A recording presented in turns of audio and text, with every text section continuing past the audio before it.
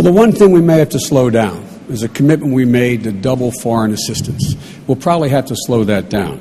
We also are going to make sure that we do not go forward with the tax cut proposals of of John McCain, the existing one for people making over $250,000, which is $130 billion this year alone. We're not going to support the $300 billion tax cut that they have for corporate America and the very wealthy. We're not going to support another $4 billion tax cut for ExxonMobil. And what we're not going to also hold up on, Gwen, is we cannot afford to hold up on providing for incentives for new jobs by an energy policy creating new jobs. We cannot slow up on education because that's the engine that is going to give us the economic growth and competitiveness that we need. And we are not going to slow up on the whole idea of providing for affordable health care for Americans, none of which, when we get to talk about health care, is as the governor characterized. The bottom line here is that we are going to, in fact, eliminate those wasteful spending that exist in the budget right now. A number of things I don't have time because the light is blinking that I won't be able to mention, but one of which is the $100 billion tax dodge that, in fact, allows people to take their post office box offshore, avoid taxes. I call that unpatriotic. That's Governor, what I'm talking about. Governor. Well, the nice thing about running with John McCain is I can assure you he doesn't tell one thing to one group and then turns around and tells something else to another group, including his plans that will make this bailout plan, this rescue plan, even better. I want to go back to the energy plan, though, because this is an important one that Barack Obama, he voted for in 2005. Senator Biden, you would remember that in that energy plan that Obama voted for, that's what gave those oil companies those big tax breaks. Your running mate voted for that. You know what I had to do in the state of Alaska?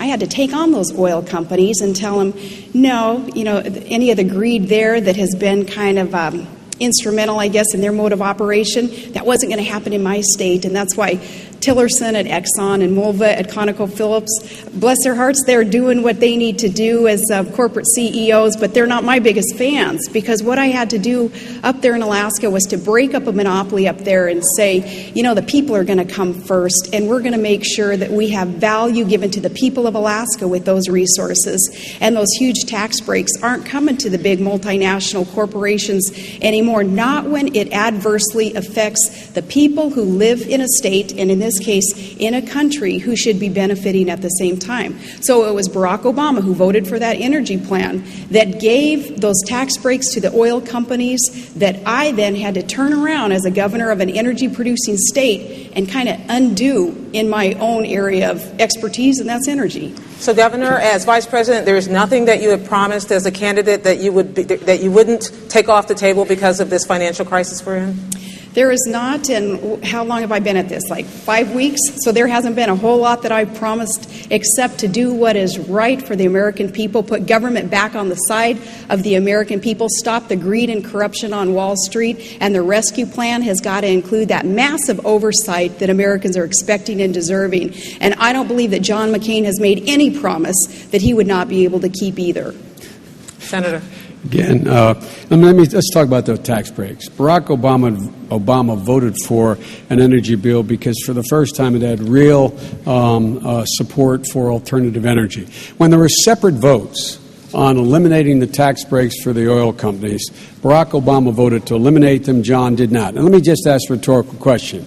If John really wanted to eliminate them, why is he adding to his budget an additional $4 billion in tax cut for ExxonMobils of the world that, in fact, already have made $600 billion since 2001? And look, I agree with the governor. She imposed a windfall profits tax up there in Alaska. That's what Barack Obama and I want to do. We want to be able to do for all of you Americans, give you back $1,000 like she's been able to give back money to her folks back there.